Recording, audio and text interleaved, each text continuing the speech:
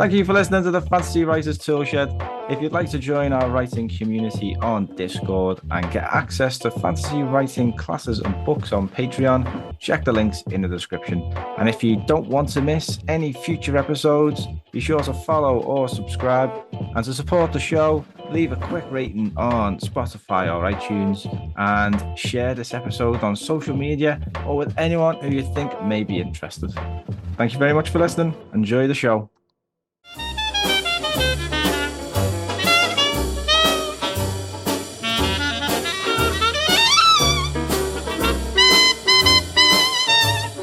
Thank you for listening to another episode of the Fantasy Writers Toolshed. I'm your host, Richie Billing, and today I'm delighted to be joined by author of the brilliant Boudica series of books and also of a very interesting new novel, which I recommend everyone should go out and read once it's out. Any Human Power. Manda Scott, welcome to the show. Thank you, Richie. It's an honor to be here. Oh, thank you very much for joining me. And it's a real honor to chat with you because your book, it's coming around at a very important time, I think. And it's not something that we see a lot of on the shelves. And personally, I think we need to see a hell of a lot more of it because it explores significant issues and that are affecting the whole world and the people in it. So we're going to be talking all about that today. Thank you. And something that I'm really interested in as well is something that you're pioneering called Thrutopian fiction. Sounds very interesting. We're going to get into that. Thank But you. I think a starting point, which is what I always love to understand the journeys people go on, especially when it comes to writing, because it's not something that a lot of people set out to do. They just kind of like some people just stumble onto it. But I was always curious about people's journey. So how did you get into writing? What's your journey been like since you started, and how did you end up at this point? Whoa, how long have we got? Okay, I will keep the editor's highlights. I read endlessly. I was a really bookish kid. I, spent my life at the local library because you couldn't download books then, but you could go and borrow them. And then, but I wanted to be a veterinary surgeon. So veterinarian, if you've got listeners in the US. So I studied at Glasgow. I became a vet. I went to Cambridge as a house surgeon. And I had a really left brain medical. I went on to specialize in anesthesia intensive care and then ended up in Newmarket doing neonatal folds, basically, because Newmarket. And somewhere along the line, I realized that hello, Puscat, I didn't want to be a vet for the rest of my life. And I didn't know what else I could be. I was doing a lot of shamanic work at that point. My spiritual path is shamanic, and I was asking in the ways that we ask of, what can I do? And I kept being pushed towards writing. And I also thought it's something that I could do. I was working full time. There's a limit to and I didn't have money to train in anything else. And I thought, hey, just write a book. It'll be published, and then you can give up the day job. Yay. Yeah. And nobody told me this was impossible. In the modern era, I'd probably get on Facebook and say that, and 1,000 people would go, no, you don't understand how difficult it is to get published. That'll never happen. But it was pre-Facebook era. This was the mid-90s. And so for a couple of years, I went to a place that was a bit like the Arvon Foundation, but not. And it was in Norfolk because I was still working at the vet school at that point. And the first tutor was Faye Weldon and the second was Terry Pratchett. There was only 1 week a year I could actually get time off. And I had those two. It was amazing. And they were both really, really helpful. Yeah. And by the second one with Terry, I'd started writing my first novel, Hen's Teeth, and he read through my outline and my first draft and went, yep, this is publishable, but you'll need to change this, this, this, and this. Okay, I'll do that. And he was right. And that was, I didn't realize at the time, Hen's Teeth was shortlisted for the Orange Prize, which was beyond amazing. And I was still being a vet. I kind of walked into work that morning and went, hey guys, novel's being shortlisted for the Orange Prize. They went, oh yeah, really? Right. Okay, we've got 3 cruciates and a hip replacement on the table this morning. You'll be ready by 7 o'clock. Okay. And it's like that was the end of the conversation. Nobody gave a 4X for anything like that. And so I didn't really make the most of it. Yeah. But it did mean that I was published then by proper publishers. And then keep things tight. Another shamanic experience meant that I shifted from being a crime writer, because I had been writing crime writing, to the Boudica series. Um, and because they were expressions of what I understand to be our shamanic past, but written in a Yeah. historical frame because I couldn't write shamanic stuff in the present, or I didn't know how to write it in the present. And that then locked me into being a historical writer. And then 20 odd years down the line, I went off another shamanic experience. I went off and did a master's in regenerative economics at Schumacher College, which was, I have to say, economics was had never been on my radar ever until that Yeah. moment. It's like, oh, I have to do what? Are you kidding me? But it was an amazing experience, really, truly. I learned so much that year, and I made so many really good friends, and came back and said to my partner, forget all the stuff, all the ideas we had of, pensions in the future. It's just not going to happen. We need to be doing something completely different. And so we set up Accidental Goals Membership, which became Accidental Goals Podcast. And then another shamanic event. They do make all the critical things in my life have come out of that Yeah. at the summer solstice of 2021. And any human power rose out of that. Basically, that's the very edited highlight was I have to stop writing the historical stuff that my publishers were expecting Yeah. and write instead what at the time I conceived it was a near future novel, this idea that Cory Doctorow has of 5 minutes from now. Because I realized that we need pathways. We need what I'm calling ghost lines across the route maps of tomorrow so that people can walk them. We need route maps from exactly where we are to a future that we would actually be proud to leave behind. And Yeah. there are none. There's almost nothing. There's The Ministry for the Future by Kim Stanley Robinson is, as far as I can tell, the only book that even attempts to actually walk us forward from where we are. Everything is either a dystopia, which makes me really cross because we don't need to see anymore how bad Yeah. things are. We can all work that one out for ourselves. And if it were the case that any single person was going to change their behavior as a result of dystopian novels, 1984 would have created a transformed world. And it didn't. Yeah. It's not how our neurophysiology works. When I wrote my dissertation at Schumacher, I'd spent all years saying we need to change the narrative. And I got to the end and they said, right, dissertation, what are you going to do? And I thought, well, I better look at changing the narrative, hadn't I? So I did it was called Whispering to the Amygdala, the role of metaphor, frame, and language in the process of transition. And I looked at the neurophysiology of language. How does it hit us? How does it change us? Limbic hijack wasn't even really a thing back then, or weren't calling it that, but I was looking at how does it work. And dystopias don't work. It's not how we're wired. And utopias don't work because there's always a jump cut of things were bad, and in one bound we were free, and now we're this amazing new culture that where everybody thinks like I do, where I am the Yeah. author. It doesn't show us how to get there.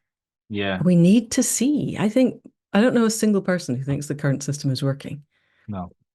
but nobody knows what's possible instead. There's a long old quote that says it's easier to imagine the total extinction of life on Earth than it is to imagine a difference, an alternative to predatory capitalism. Yeah. And we're told there's no alternative. And it's so plainly untrue. There are 100,000 alternatives.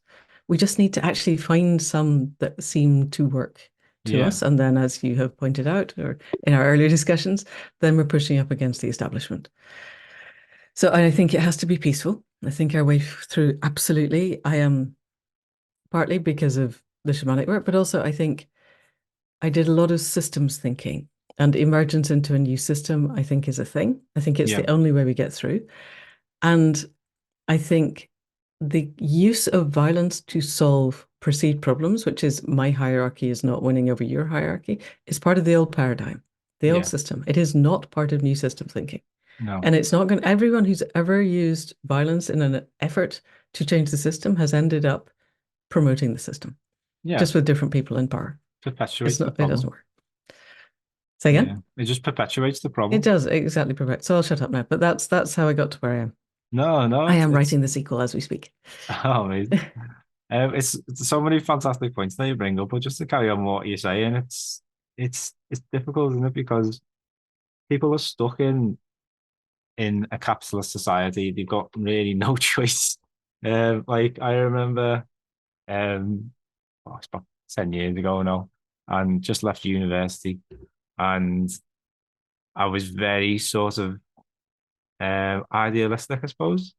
But I say more hopeful, optimistic that there could be a different way of Yeah. living your life.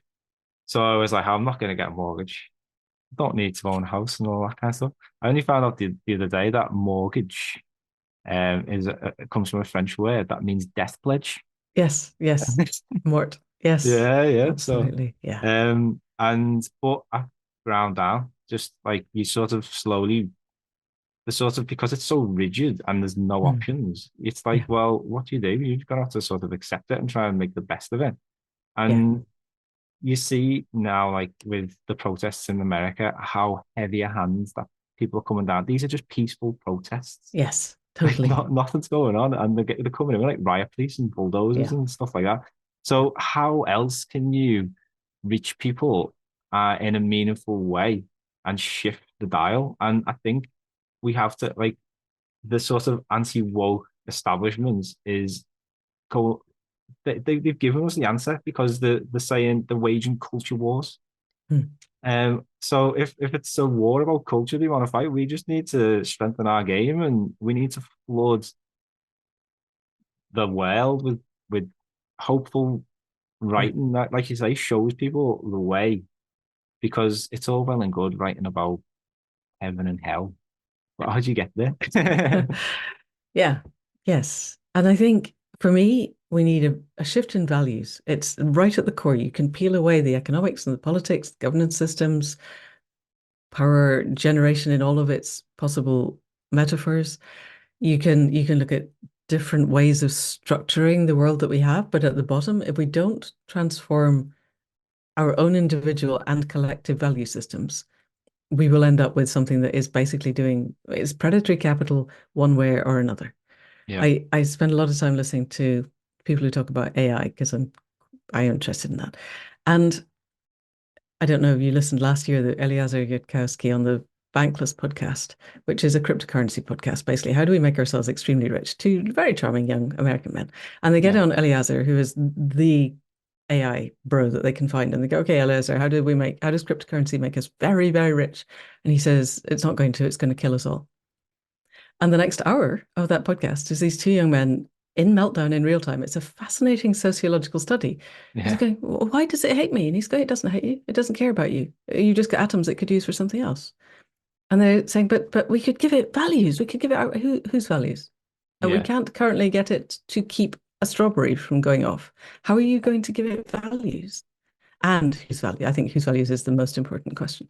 And I don't necessarily know that AI is going to, but I think we're all quite scared, or some of us are quite scared of the concept of AI going rogue and creating a system that will destroy people and planet in pursuit of a mindless end. mm, And we're already in that system. It's yeah, called capitalism.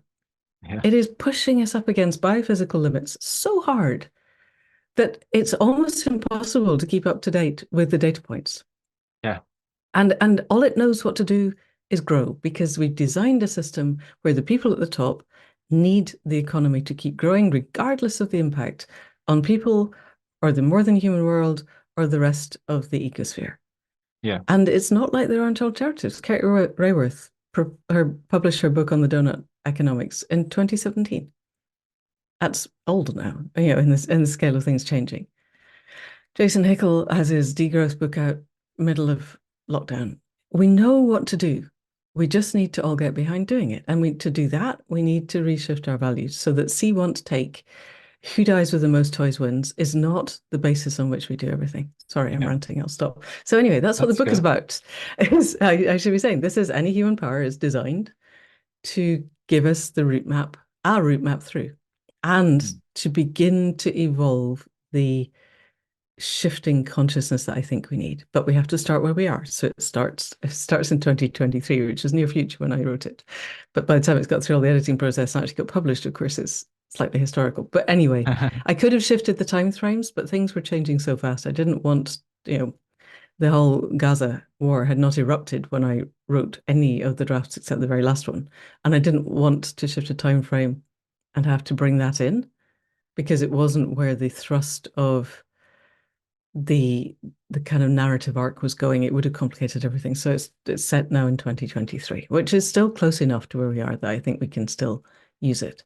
And it yeah. ends on the night after general election, and I was desperate to get it out before our general election. I keep watching Sunak, and I'm in that kind of weird schizophrenic space of God's sake, we need you out. Yes, please call a general election, but no, now, not until I've got the Yeah. book out, please. So he hasn't, so we're okay. Oh no, it's yeah. We talk more about the book. I think one of my favorite things, which sort of encapsulates what the story is really about and what you can take away from it, is the quote that you've included on the inside cover from Ursula Le Guin, and it's fantastic. I'll read that aloud because it came from a speech. It was an award acceptance speech. From Um, Ursula Le Guin in 2014. Yes. yeah, and for the National Book Awards. So not many people might have heard it, but I just think it's something that everyone should hear and just think about. So she said, "We live in capitalism. Its power seems inescapable, but then so did the divine right of kings. Any human power can be resisted and changed by human beings. Resistance and change often begin in art, very often in our art, the art of words." Yep. Excellent. And it's so Yep. inspiring that a reminder that you've got the power at your fingertips to inspire people, that to show people a different way. And Um, we've done it before. This is a transient cultural moment. It's not inescapable. yeah, I think that's really important. Yes. The other quote that I didn't put in there, but I was going to, is Amitav Ghosh in The Great Derangement. And he says, future generations looking back may well hold politicians and bureaucrats culpable for their failure to act during what he calls the Great Derangement. But I would say, and they would be right to do so, but I would say they will also hold writists and artists equally culpable because it's not the job of politicians and bureaucrats to imagine a different future. yeah, And Manda Scott, would say if they were capable of imagining a different future and bringing it into being, they wouldn't have their jobs. It's the system is designed to perpetuate the system. Capitalism is a disimagination machine. It is designed to keep us in stress. And when we're in sympathetic overload, creativity is really hard. yeah, So those of us who are not perpetually stressed, I feel, have the privilege and the duty to use our creativity to imagine other ways in which people are not perpetually stressed. I yeah, want our grandchildren's grandchildren to have a future where they get up in the morning and they are completely confident that the day is going to be amazing. And you don't necessarily know what you're going to be doing. I think this concept that we all go out and have a job is bizarre and stupid and ridiculous, and we don't need it. But that the world is a safe place to be in. And it's a place where you can find the best of yourself and share it with your communities of passion and place and purpose. yeah. And thereby grow and evolve. And I don't see that that's impossible. No, definitely. I mean, historically, the people who are at the forefront of like societal change and thinking were the writers. Like, go all back to ancient Writers Greece. and poets. I love Epicurus. Right. He was the one guy who said, "I'm not going to Yes. focus on what it means to be good. I'm going to focus on what it means to be happy." Right. And Yeah. everyone told him he was nuts. Yeah. Well, But he also was it probably wasn't one of the a most very Christian thing. successful and most influential people who probably ever lived. Like tens of thousands of communes where people were all living together and focusing on happiness rather than Mm. like money and profit and image and material things that when you strip it all away, it doesn't matter. It Yeah. really doesn't matter. And so I think, yeah, it's definitely possible, and we just need to shift the dial back. But if you look at the way societies are structured, the odds are stacked against us. Like, there's no money for arts. That gets cut all the time. If you want to write, it's gonna have to start as like a hobby, unless your Yep. family are loaded. Yeah. And you're coming up against things like you say, people work 9 to 5. So I've been in work 8:30 this morning, home at 6 o'clock, speaking to you at 7. So like I'm people get tired, you know what I mean? You've got to be Mm. motivated, and like it's that's what they want. They want people just Mm. to be drained so that they just live that sort of Yeah. steady lifestyle that they feel like they can control and Yep. predict. Yep.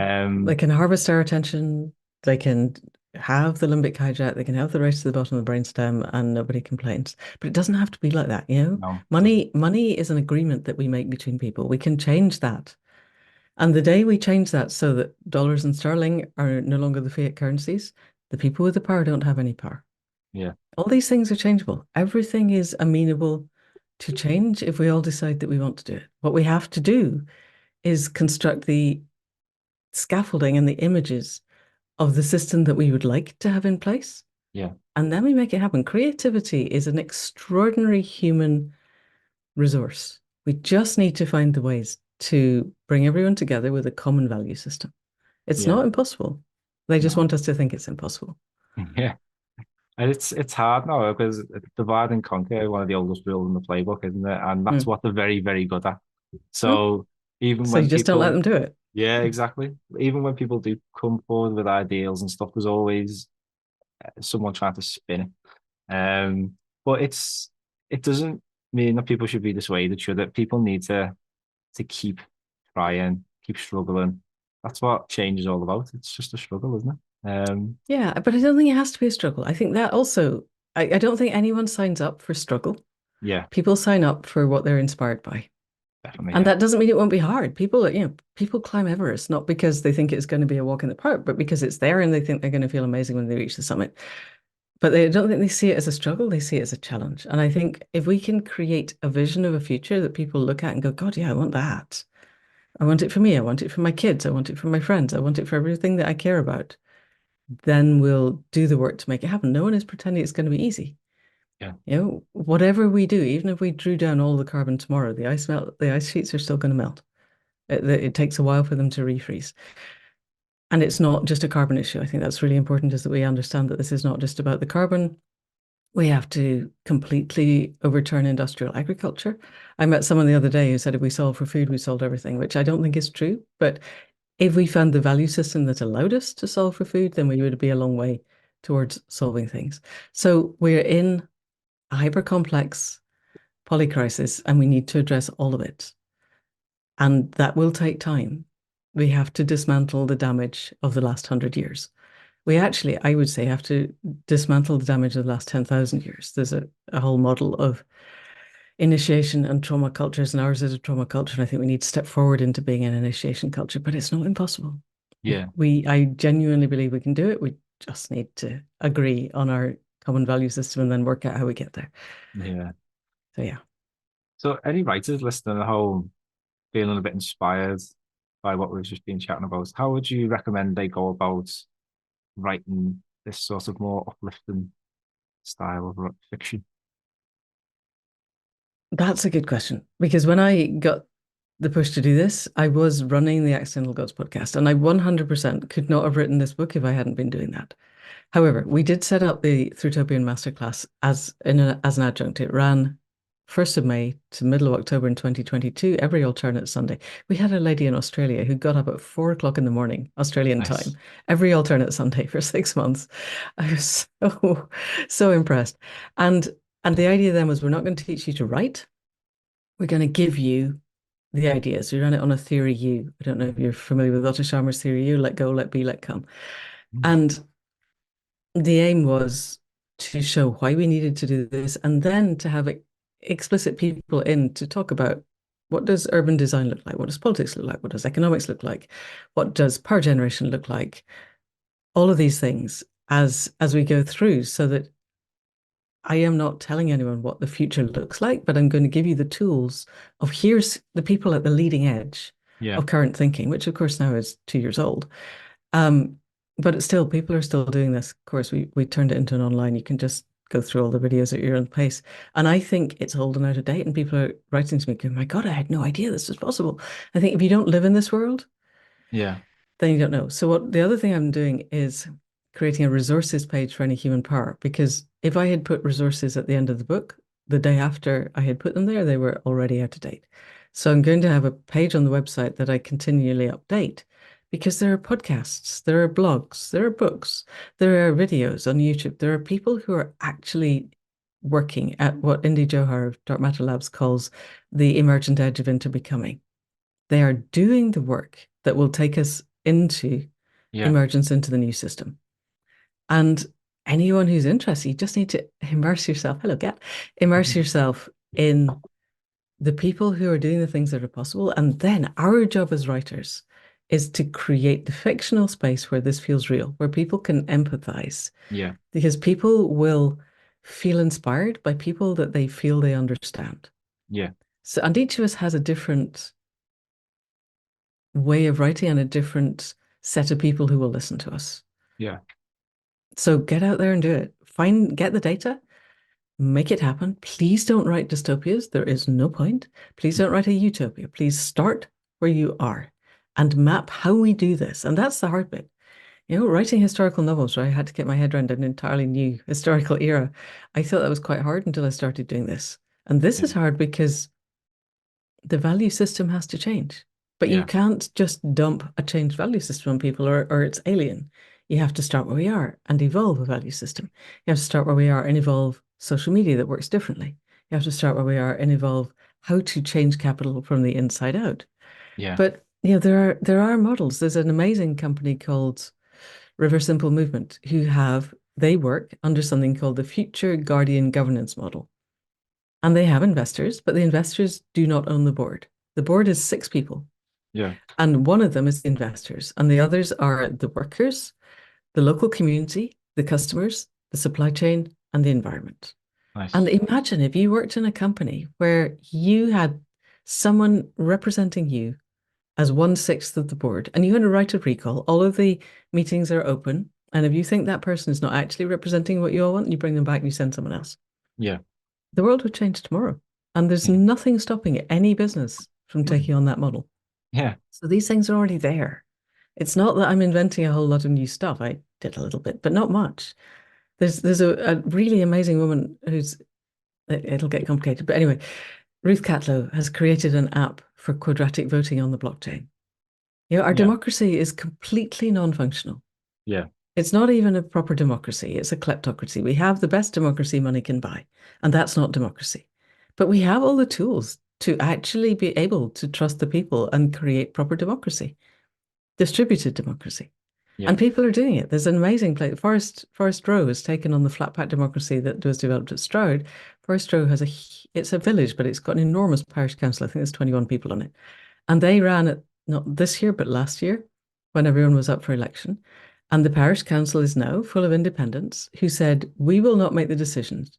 We will the decisions will be made by a citizens' assembly, and then we, the parish council, will do our best to implement the decisions that the citizens' assembly has made.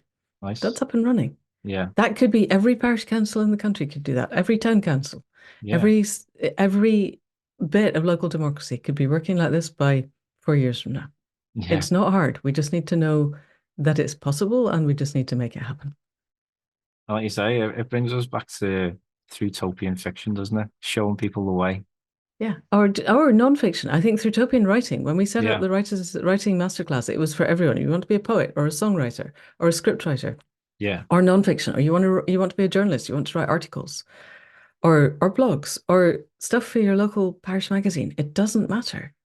If you're whatever or scripts for TikTok, just write. Yeah. We are the creators. Create something and get it out there and Definitely. inspire as many people as you can. Yeah. No, it's fantastic. And we need to, like you say, we need to be encouraging more and more of this.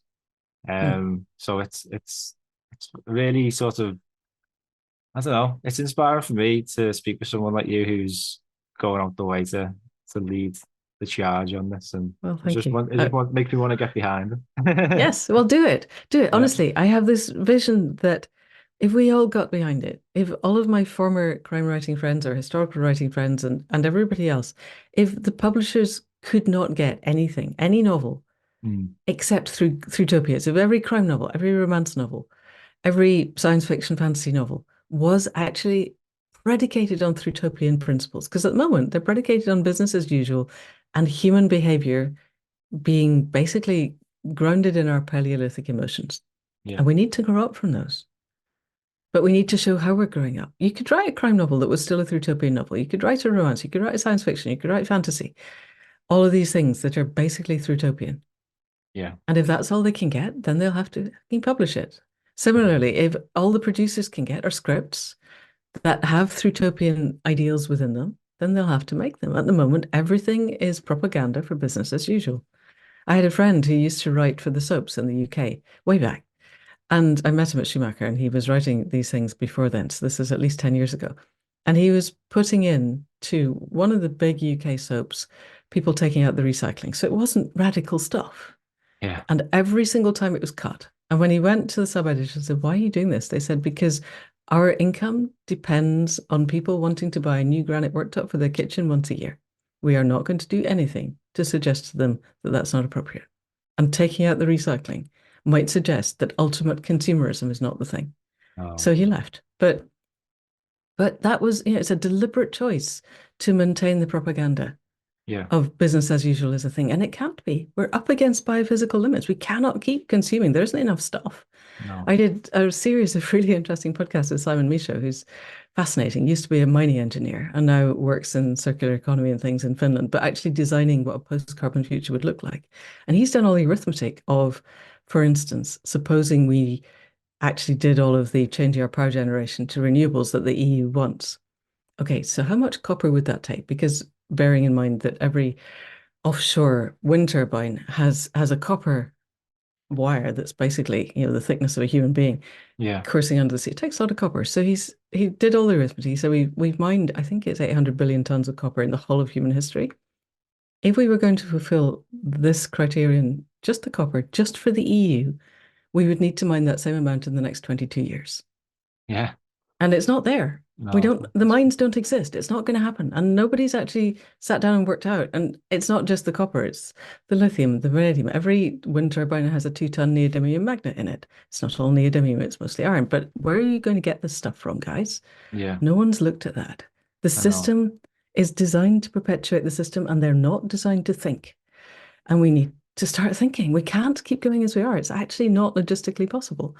So if we can't, then I think we want the ideas in place of how we live differently.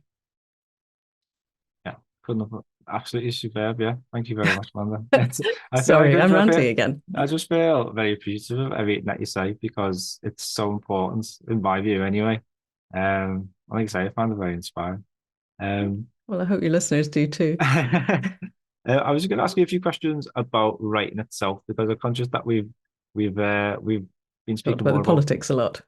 politics, but like themes, and it's hard to know sometimes what to write your stories about and whether to write with these things in mind. It's easy just to write about dragons and riding dragons and saving the day. You know what I mean? But Yep. at the end of the day, what do you get? What does the reader get when you step away from that? Fair enough if they've enjoyed it and they've had some escapism, but for me, I'm feeling that we need to try and do a bit more. So that's why it's been so good. But zooming in on the writing because you're an excellent writer and you've written some brilliant books over the years. I'm a big historical fiction fan. So I was going to ask you about how you approach creating characters because I mean, Boudica series, it's I imagine it's quite hard to do the research on a historical figure like that and try and Mm. bring them to life. So can you tell us how you approach that and what tips you've got for writers when it comes to creating characters? Alrighty. So there's two separate things. Whether you're writing historical or Thrutopian or a crime thriller or anything is, and people say write from what you know, and I think up to a point, I'll address that in a minute. But you need to, if I'm writing the Boudiccan era, I needed to spend a lot of time in the library knowing what we think currently people wore, what they ate, what the Romans were. I started doing this work when I was still a vet, and I discovered that there was more on Roman military history, just the military history, in the library at Cambridge than the whole of veterinary anesthesia by a very large margin. And and I needed to know it. I got to know it enough to know that the Bible of Roman military history was in fact wrong in certain places about the 12th Legion because I studied them so hard. I could go, no, no, that's not where they were at that point, which is really quite sad. But you need to know that because otherwise, in the old days we used to get letters in green ink on purple paper, and now you just get emails in all caps explaining to you why you're wrong. So you need to get your head around that. If you're writing Thrutopian stuff, you need to get your head around what degrowth looks like, or how we might actually generate power, or how we could have local generation of power and put it on the blockchain and whatever. You need to get your head around the mechanics. Yeah. And that takes a certain amount of time. However, I would say you can learn all the stuff that you think you need to learn, and up to a point, you just follow the threads that you're interested in. Whatever you're interested in, follow it, explore it. How would this make a story? Oh, look, I could fit this and this and this together, and now I've got a story. You can never write a single sentence beyond your existing emotional intelligence. You just can't do that. And you can't Yeah. write much below your existing emotional intelligence because the wires inside won't let you. I had a friend who was commissioned to write a Mills and Boon, and she couldn't do it because she didn't believe in the basic principles of, you know, Mills and Boon romance. Yeah. And that's you either can or you can't. And if you write it from the point of view of irony, it doesn't work with things like that. So I think because we're talking through utopian stuff, and I think we have to evolve our consciousness. I think we need to be writing at the edges of our emotional intelligence, but you have to lead people with you. So that's where I'd put quite a lot of effort is expanding your emotional intelligence. However, you were asking about characters. With historical work, again, we've got different things. Historically, you're creating the characters that we believe existed, and you're filling in the gaps with your own creations. And what you have to make absolutely sure is that your own creations are not more alive than the ones that we think existed. And it's hard because historical value systems were different. Men valued women differently. People valued people of other races differently or other sexualities differently. And you can write what is essentially a costume drama that where everybody thinks like we do in 2024, but they happen to be dressed up as Romans. And there is a market for that. Or you can try and write more within the balance of the time. So, for instance, Romans were not remotely homophobic with men. They were Yeah. extremely misogynist. Yeah. And I don't think all of them were. In fact, I think there's reasonable reason to believe they weren't all, but a lot of them were, just because that was the culture, and that you can't change that. So you have to choose an era where you're going to be comfortable writing within it, Mm. or you have to write anachronisms and be happy that you're writing anachronisms. And you just have to know what you're doing. You can't flip between those. I think every character is an emanation of ourselves. And I'm in a kind of therapy called internal family systems therapy, and it's finally got something that I can understand because the principle of internal family systems therapy is that you have a system inside, and that system is composed of different parts. They all have different characters. They, oh yes, I've been writing this all my life. Yeah. Um, you're right, you're letting that part speak and move, and you need to understand where its agency arises. What does this person want most Yeah. in the world? So if any human power, it's a bit of a cheat because I had shamanic visions that set me off. But it only gave me the first two characters, Lan and Finn. So an old woman who's in her bed and her grandson who's beside her, and he says, "When you come home, can we do X?" And she goes, "No, I'm not coming home, I'm dying." And in the process of the ensuing conversation, he says, "You're the only one who gets me. I don't want to live in a world with you not in it." And she realizes he's serious. And she said, "I don't know what happens next, but if it's possible, and really need me and you call, I will come." And the gods and everything hear this is an oath. And she's bound to it, and then she dies. And the whole of the rest of the book is told from her perspective as someone who has just died and then has to honor this promise. And that I got up the hill. However, I didn't get any of the others. Yeah. And in the end, I would say Lan and Finn are probably not the ones that shine brightest by the end of the book for me. And the ones that do shine brightest really surprised me. They were people I thought were just there to balance a sentence. So Yeah. you've got to get to know the people. You've got to find out what do they want. And I think if you're going to have something that carries people with you, there's got to be questions that the reader asks. The characters might not ask them, but the reader has to go, what are they doing? Why are they doing that? What's going to happen now? Yeah. So that in the answer, and by the time they answer that question, there's a new question. So you have this continuous roll of questions until you get to the end when at least 90% of the questions have to be answered. If you're doing a sequel, then you don't have to answer all of them, but you have to at least not leave them where the reader's going, I have to wait a year to find the answer to this. Are you fucking kidding me? Yeah. Um, that's not fair. You can't do that. So if you're publishing things online and you're publishing a chapter at a time, then obviously you can't. But I don't work like that. I do a lot of I get to the end of a draft and I go back and it changes. So the idea of publishing it as I go along would terrify me. Does that help? Is that useful That's at all? fantastic. Yeah, it's like you say, it's getting to know them. Mm. I think it's really interesting what you said about how certain characters, I imagine, that they come from within you, and I relate to that a lot. Yeah, and it's interesting the kind of issues that those characters have, and how they can be quite similar to the things that you've gone through in your life and stuff like Well, that. yes, of And course. it just Yes. happens without even realizing. You just be editing Yeah. one day and you take a step back. Ah, that's Yep. funny. I've just written this bit. Yes, because actually that's in the end, that's all you can write. Anyway, that's the value of reading very widely is that you absorb other people's ideas and characters, and then you discover that, you just created someone who's an amalgam of 16 other things that you wrote that you internalized and it became a part of you. And I think that's, a friend once described writing as a process of being a fuzzy felt board, which is a thing that was around when we were kids and probably not when you were a kid, but it was just basically a board of felt and you picked something up and pressed it on and it stayed stuck and you could build pictures. And that sense that you're just walking through the world and things will stick on and you go, oh, thank you, I use that.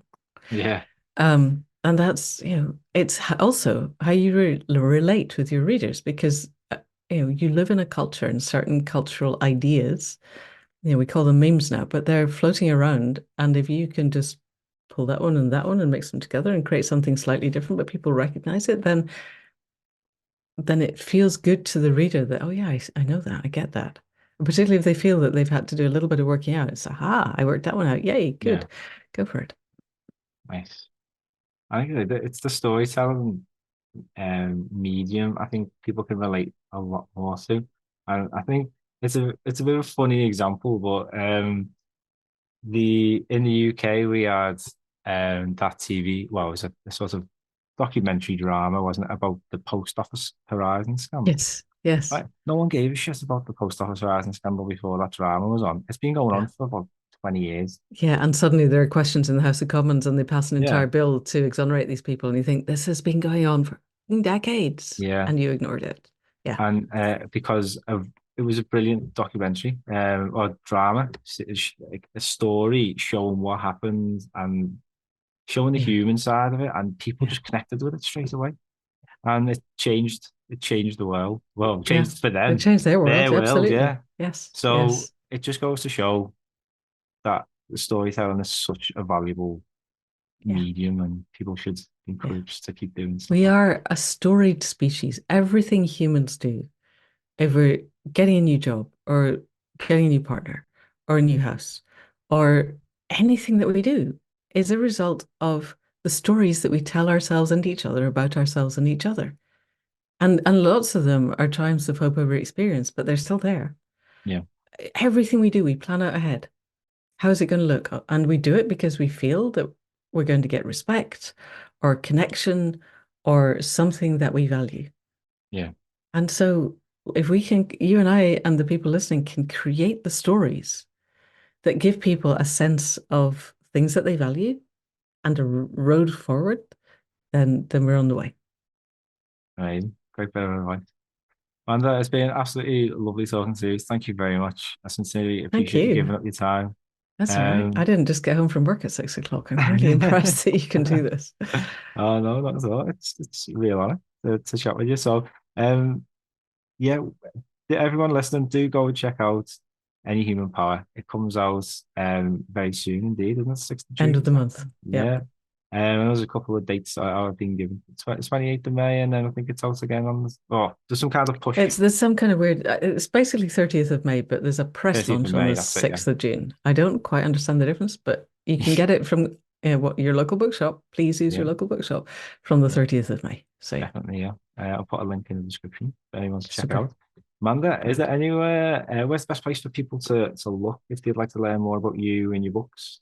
Uh, mandascott.co.uk. So that's Manda with an M, M-A-N-D-A, Scott with two T's.co.uk. If they're interested in the podcast or the membership, Accidental Gods, all one word, .life. And then Thrutopia Masterclass is at Thrutopia, which is THRUtopia.life. I mean, We borrowed the word from Rupert Reed with his permission. fantastic. It's a great word. Yeah, yeah, it does. It says what it does in the tin. It does what it says in the tin. Yes. Yeah. Well, I'll put links for everything in the description there so anyone can check it out. Fantastic. Well, Super. Amanda, thank you again. Thank Really you. appreciate it. It's been really good. Yeah, thank Brilliant. you I very look much. forward to reading your writing. Thank you. And everyone, go and check out Any Human Part. And thank you Brilliant. very much for listening. Super. Thank you.